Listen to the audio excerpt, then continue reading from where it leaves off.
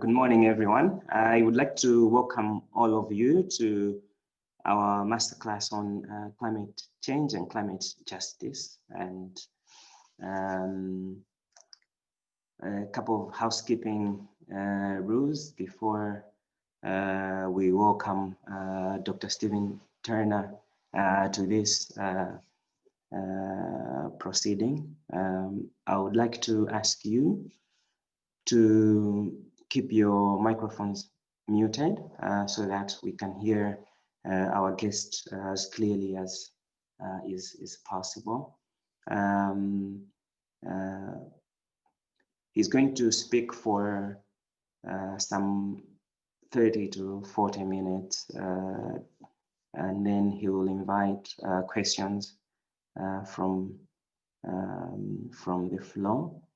In order to keep that process structured, I would like you to write your name and a basic outline of your question in the text, and then either myself or Isabel is going to invite you to present the questions. Where the questions are quite similar, I might ask two or more of you to collaborate and combine that question, but we'll see how that goes. I would like to invite Dr. Stephen Turner this morning to this class. He's a friend of mine, and he conducts his research and teaches at Essex Law School in the United Kingdom. He has research interests in international environmental law, climate change, global environmental governance, and corporate responsibility, and has particularly written on the subject of human rights and the environment. So we couldn't have a better speaker on climate change and climate justice opening up this workshop this morning. He has written 2 books focusing on rights-based approaches to environmental governance, and he led a critical project on standards in environmental rights, which resulted in the publication of another book that looked at different types of standards that are evolving within the field of environmental rights.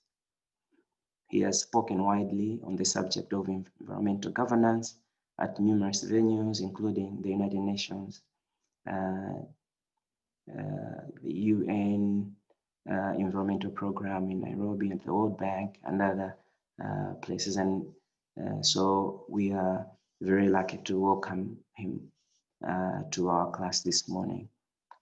Dr. Turner, the floor is yours. We will listen to you now. Thank you. Thank you, Toko. Thank you very much. And thank you for the invitation to come and speak and join in with this, this event. It's a great honor for me, and it's a great pleasure to have this opportunity to be with you in this way, and to talk with you and to discuss some of these very, very important issues. Yes, thank you for that very kind introduction, Toko.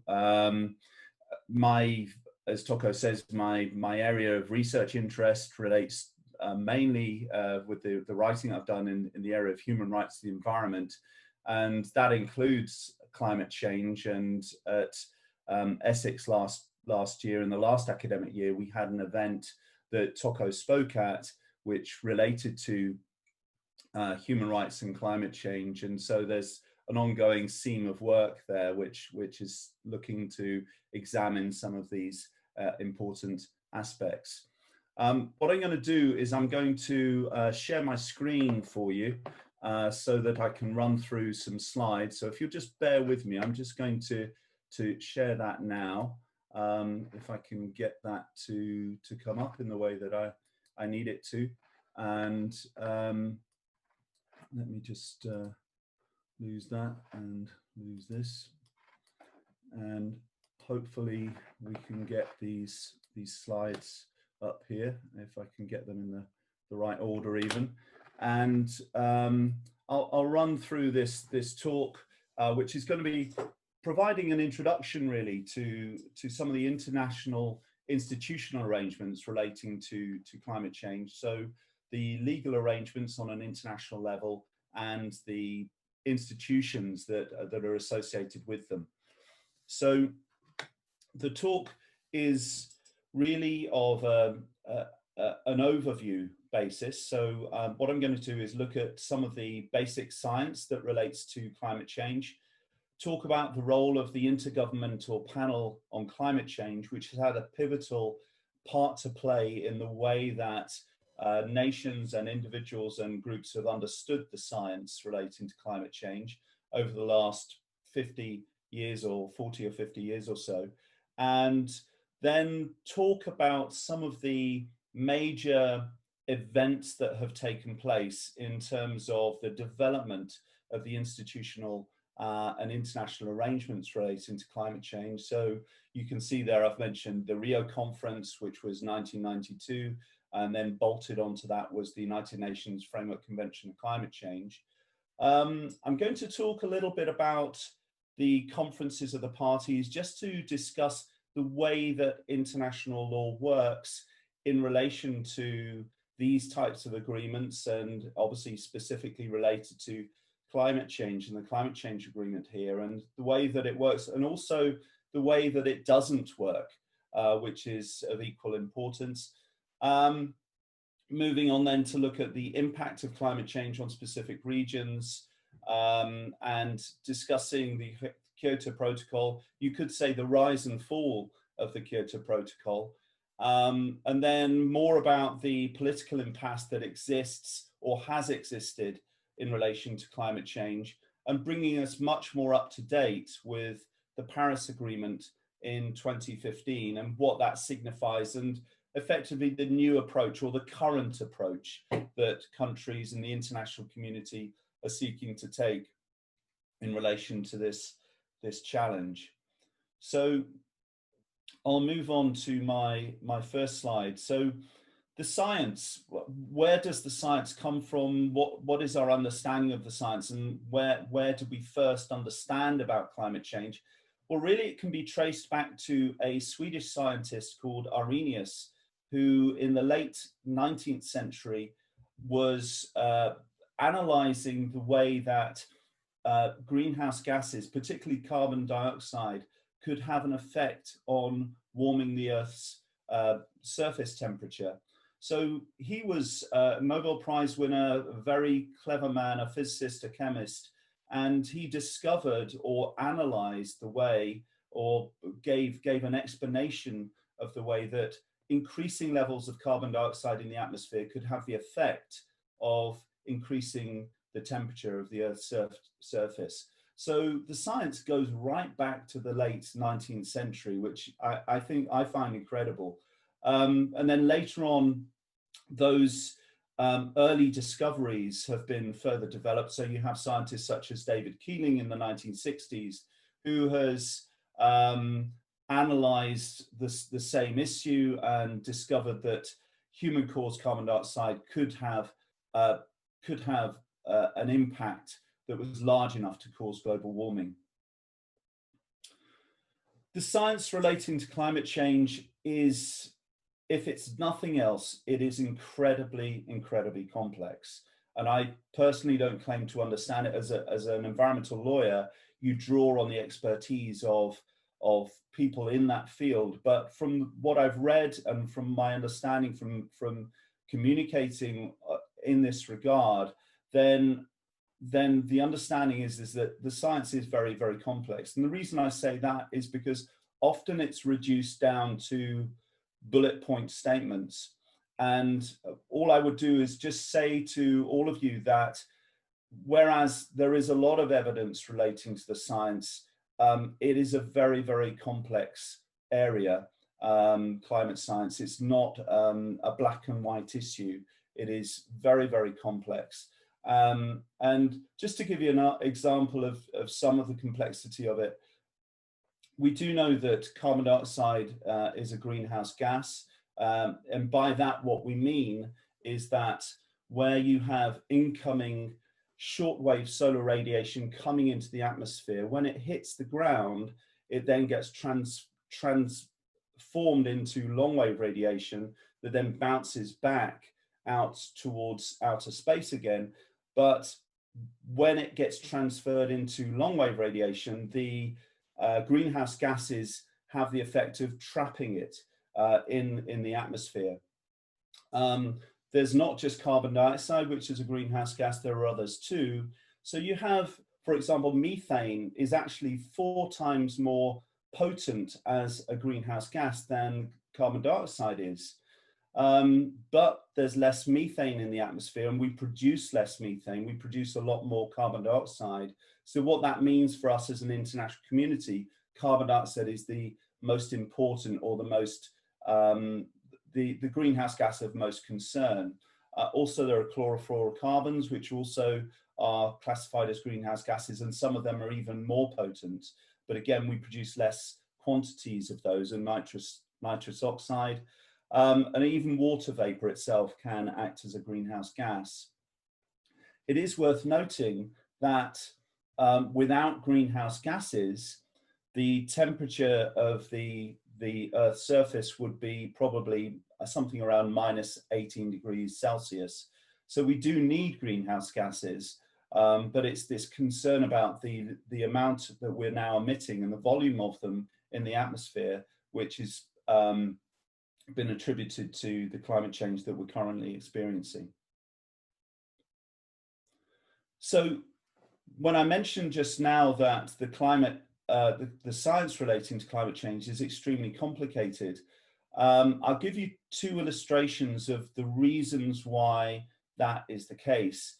Because we know that the climate of the Earth does vary of its own accord anyway, regardless of man's intervention, or humankind's intervention in it, I should say. So a couple of examples of that are that between 900 and 1300 AD, there was a period which was known as the Little Warming Period, where the atmosphere was warmer than it currently is. Another example is in the in the 1600s, there was a cooling period.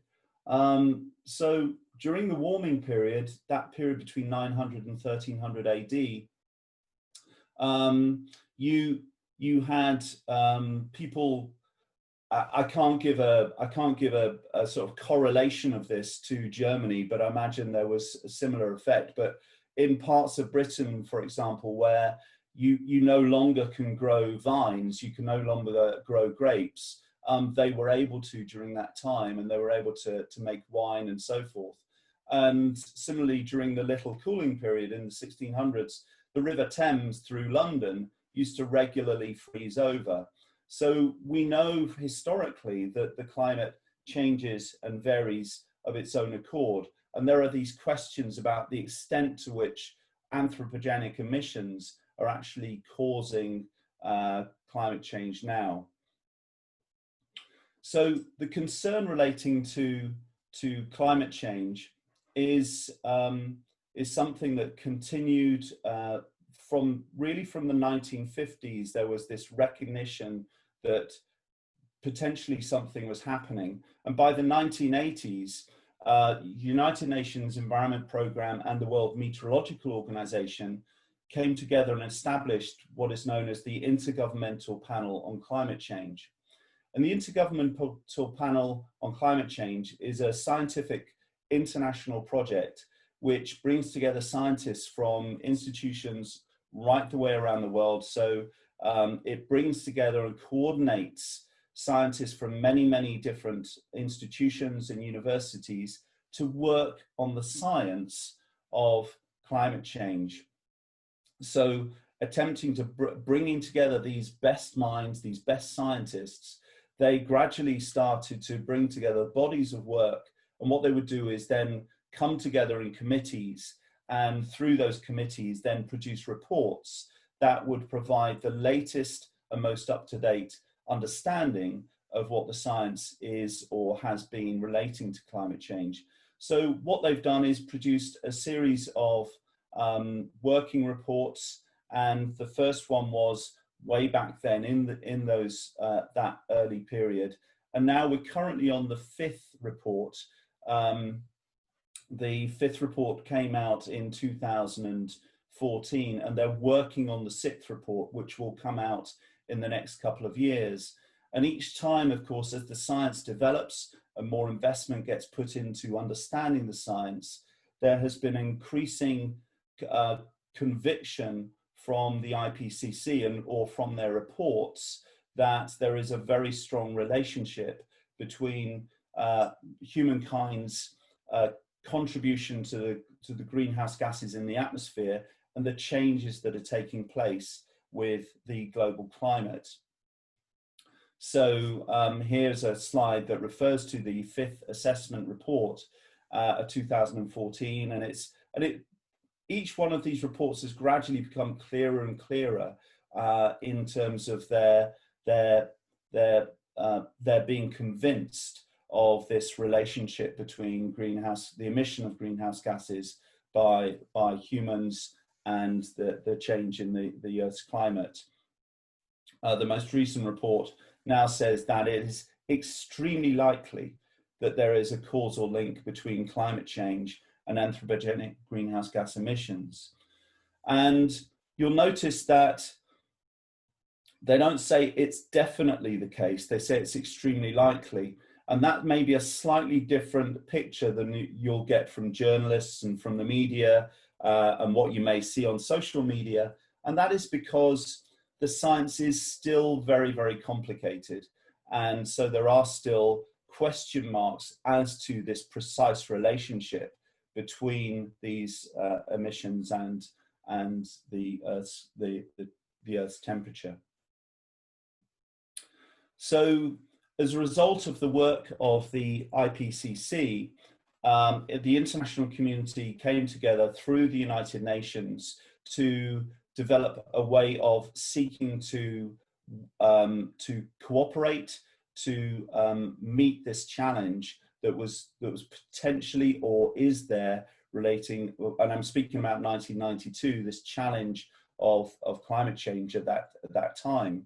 And so the United Nations Framework Convention of Climate Change was tabled, and the treaty was put together as an agreement, a framework through which countries could cooperate and find ways to meet this challenge.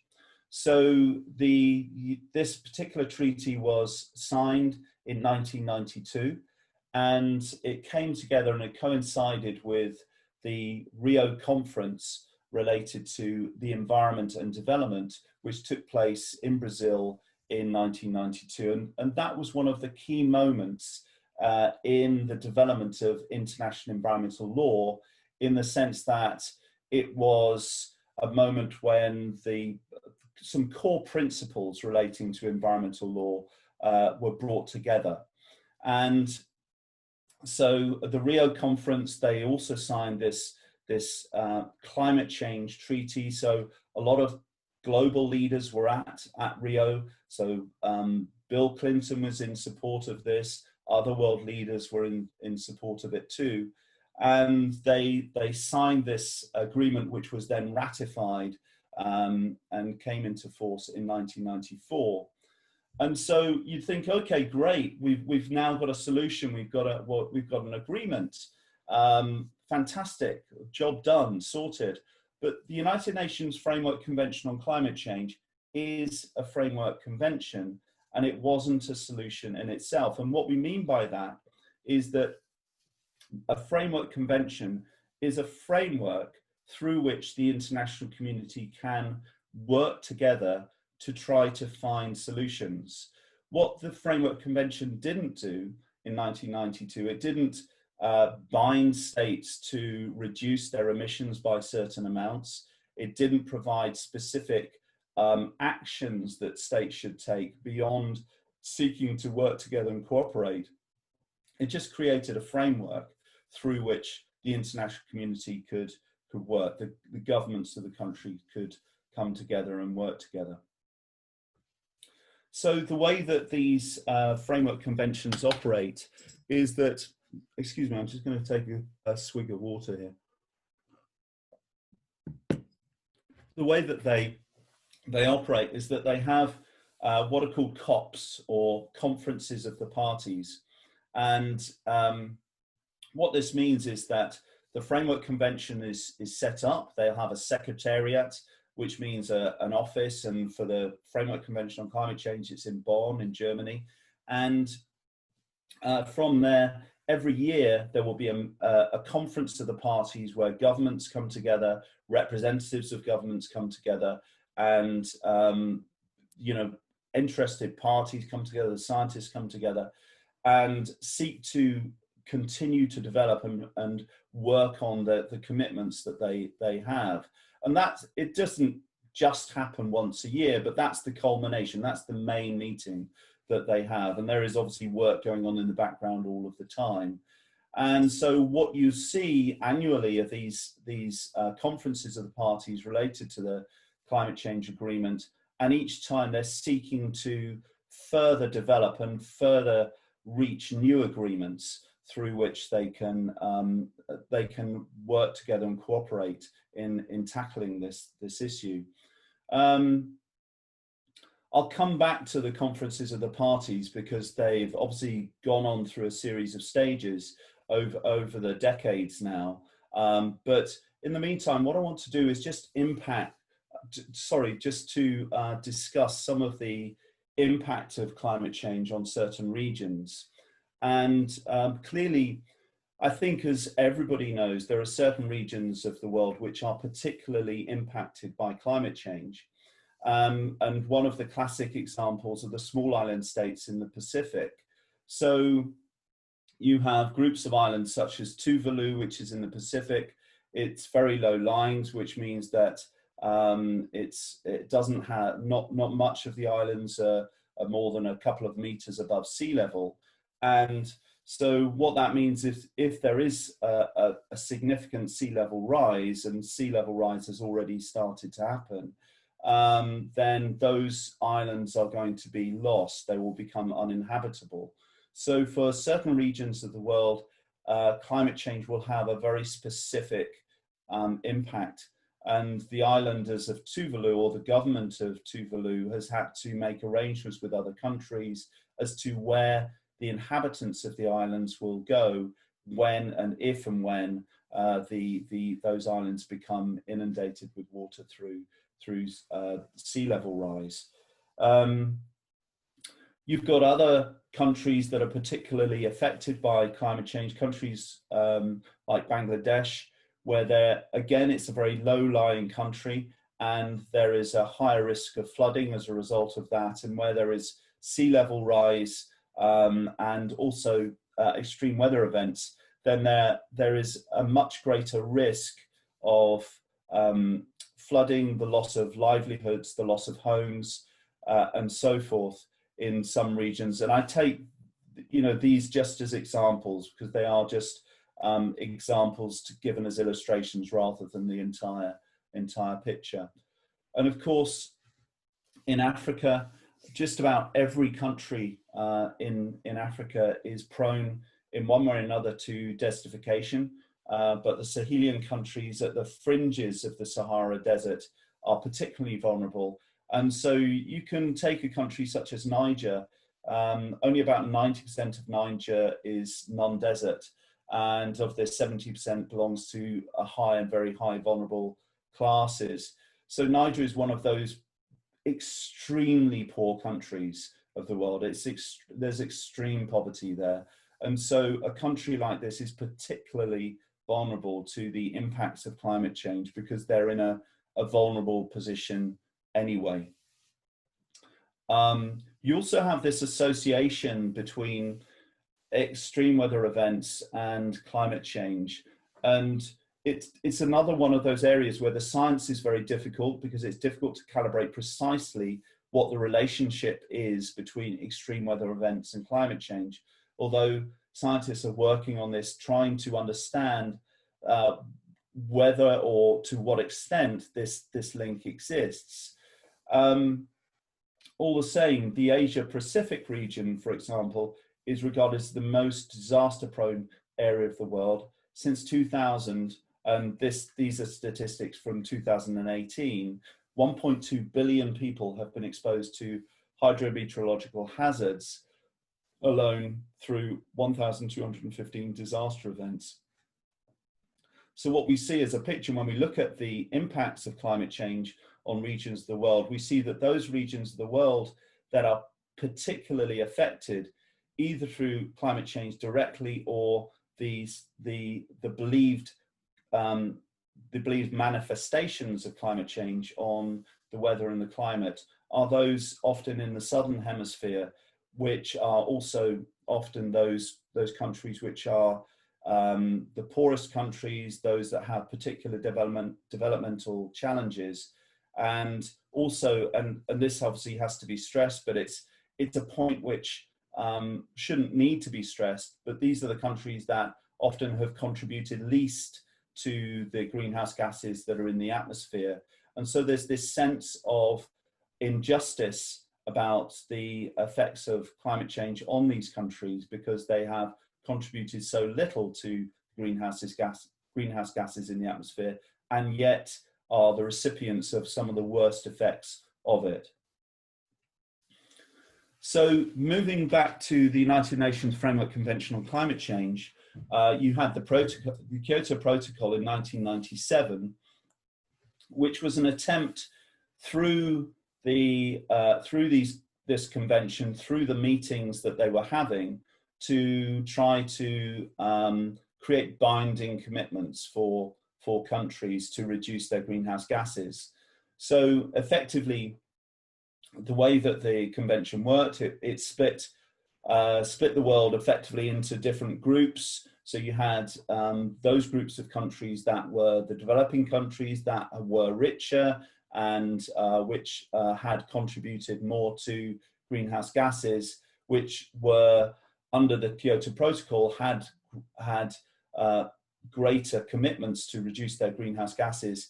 And those developing countries didn't have, in another sort of section compartment, did not have those commitments to reduce greenhouse gases.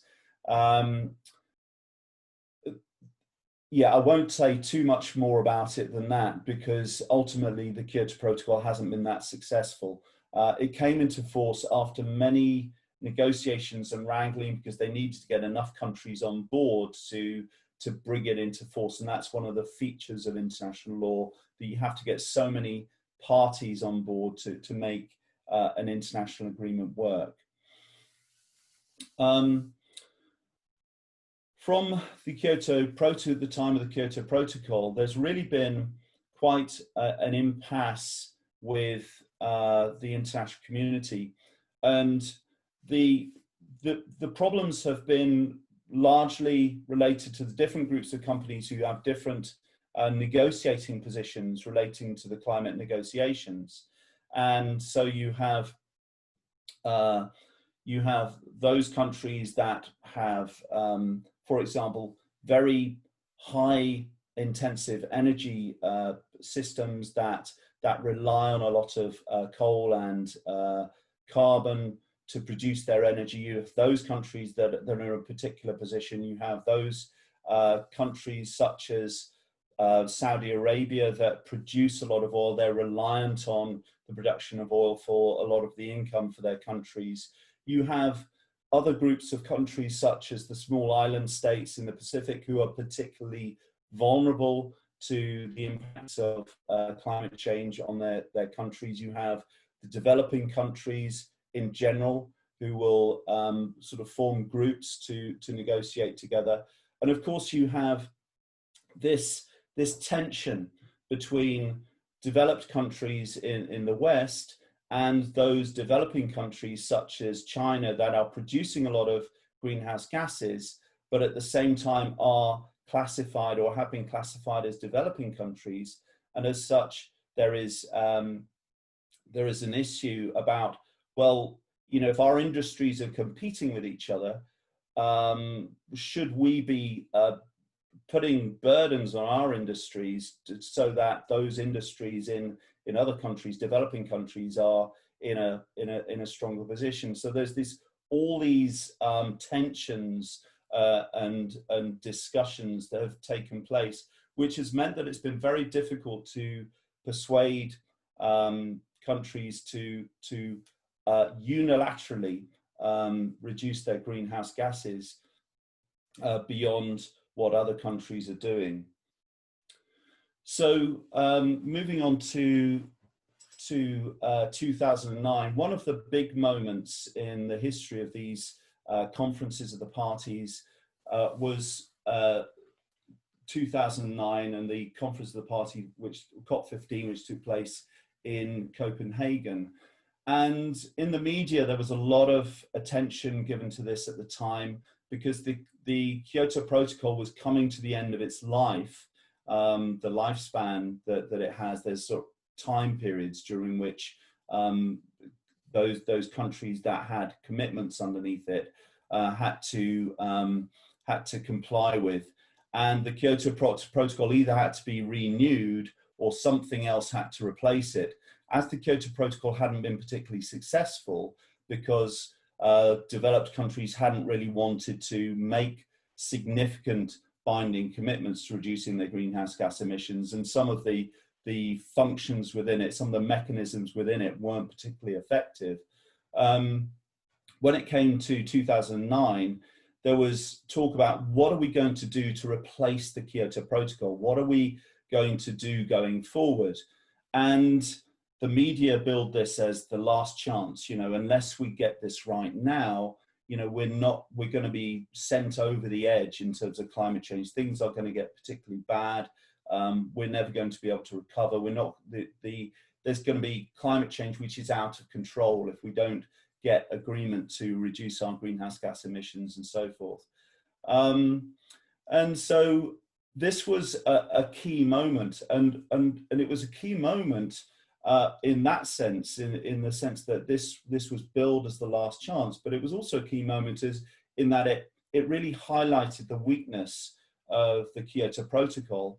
And it was also a key moment in that it didn't actually provide a tangible solution to the problem at hand.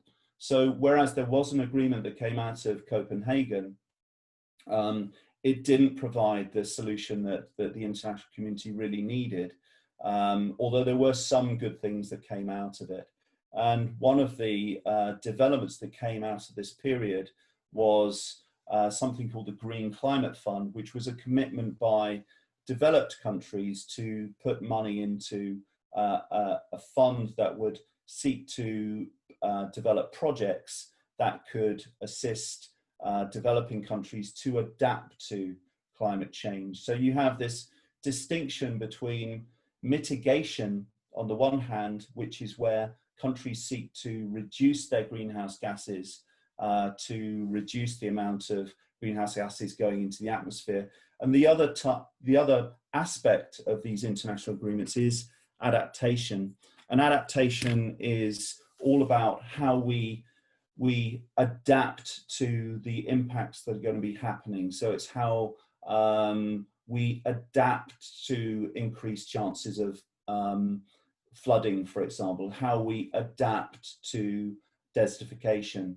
And part of the Green Climate Fund was all about assisting developing countries to have the projects in place to both mitigate themselves, to assist them with that in terms of energy generation and so forth, but also to assist with the adaptation aspects of it. So we'll move on, and this really is a whistle-stop tour of the development of the institutions and the arrangements relating to climate change. So we're whizzing through the history here, but it more or less brings us up to Paris in 2015. And so you had the Paris Accord, so you had the failure of Copenhagen, and in between, of course, there's more COPs and more arrangements and more developments taking place. And in Paris 2015, it really brings us up to the up to date in where the international community is in the sense of the status of the way that they're working together now. And this was a point at which really the developed nations and the developing countries really came to a point of agreement as to an approach that could be taken. And it also signified a departure from the approach that had been taken under the Kyoto Protocol.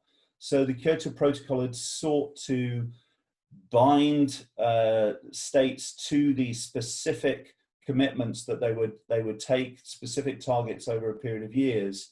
And it was found that that approach was really a dysfunctional approach. It didn't work because states didn't want to make significant commitments, and as a result of that, it became dysfunctional. So some of the key features of the Paris Agreement in 2015 was one, that there was a general aim to keep the increase in the temperature of climate change below 2 degrees C, and that became the international community's aim. However, they sought also to keep the increase, that the real aim would be to keep it below 1.5 degrees C above prior levels. There was an approach with the Paris Agreement whereby countries would submit their own specific targets, their own bespoke targets. And so 186 countries submitted their own carbon reduction targets. And these have become known as the nationally determined contributions. So each country basically says, this is what we will do to mitigate and contribute to this international challenge. These national plans vary greatly. And just to give an example, China has agreed to level off its carbon emissions by 2030 to stabilize them, because in China they've been increasing their greenhouse gas emissions over previous decades. And also, one of the key features of the Paris Agreement is it's developed more sophisticated mandatory measures for measuring, monitoring, and verification of the greenhouse gas emissions and emissions from carbon dioxide and so forth. So that brings us up to where we are now. And in terms of the Green Climate Fund that I mentioned before, there's been a scaling up of ambition of contributions from developed countries to the Green Climate Fund, which works through projects to assist developing countries in both mitigation and adaptation. And I think that's the final slide. So I can just see the time. Time here is 8:38, so it's 9:38 with you. So I think I'm just about in time there. So I'll wrap it up there. Yeah, it's been a pleasure speaking to you. Thank you very much. Okay. Many thanks, Stephen. You covered a lot of ground, but in a way that was nicely structured. And yeah, thank you so much. We've got a couple of minutes, and I wonder if anyone has a question about the mechanics of the international systems, whether as a matter of normative regulation or as a matter of political deal making. Does anyone have a question that they would like to raise with Stephen before he leaves this this presentation?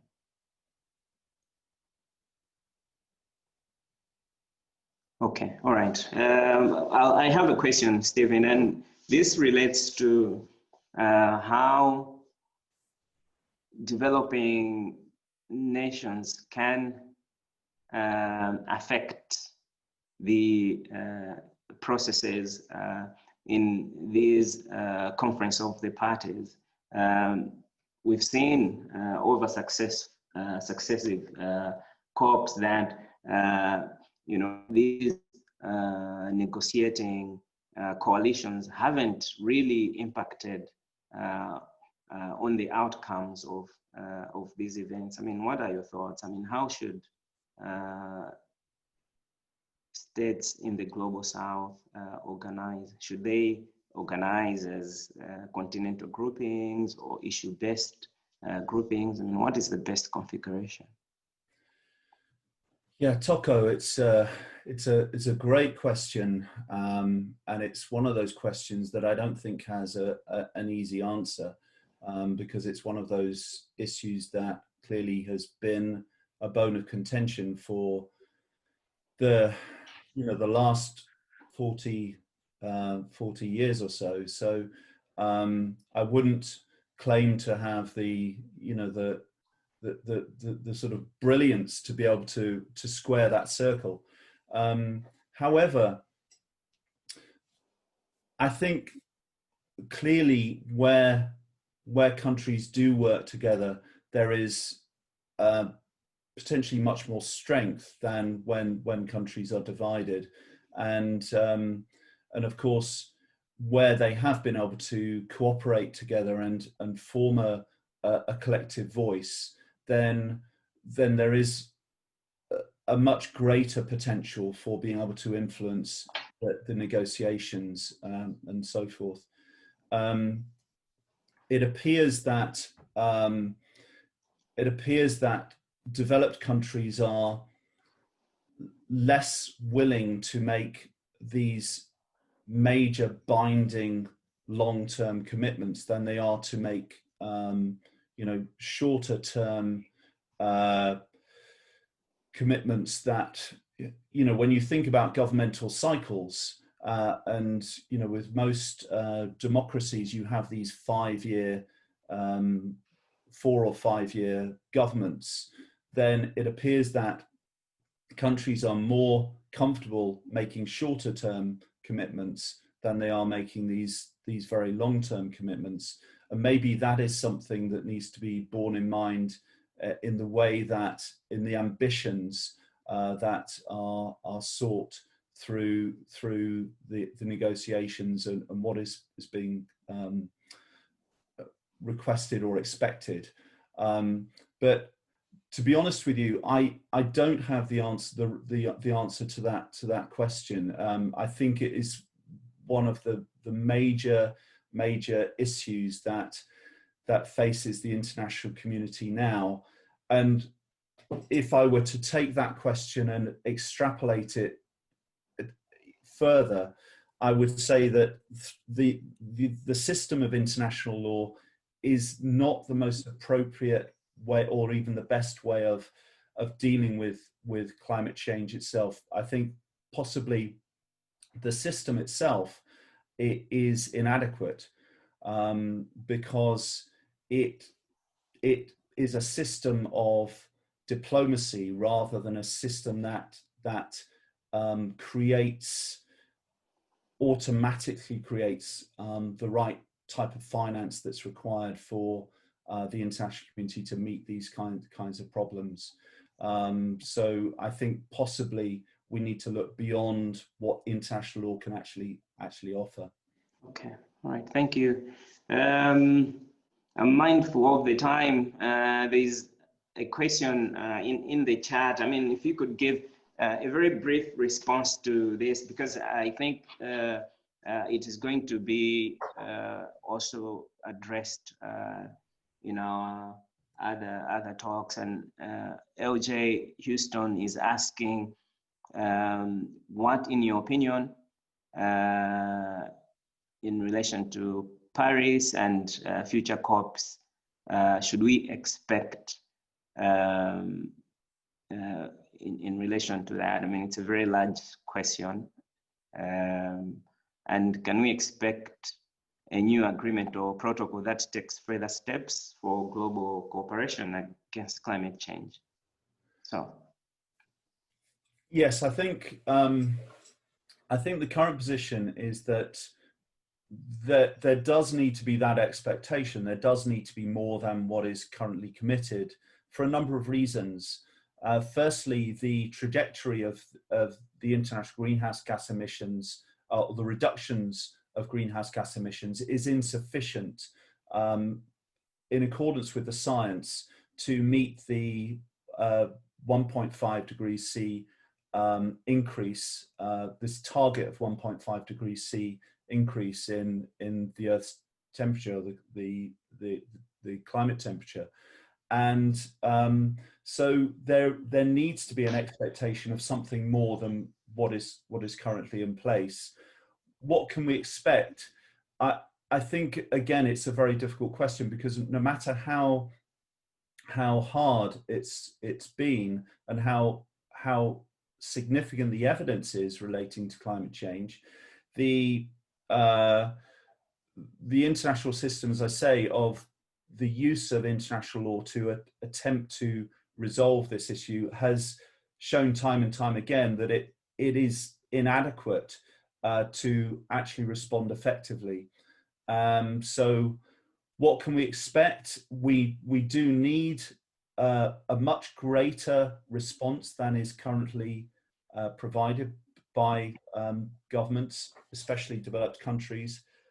Is the international law system that we have the right system to use? Then I think there's a massive question over that. And maybe one of the expectations is that we seek another type of system to respond to climate change. Thank you. Thanks, Stephen. And we're very grateful that you could join us this morning. Okay, all right. Thank you very much, Toko. Thank you.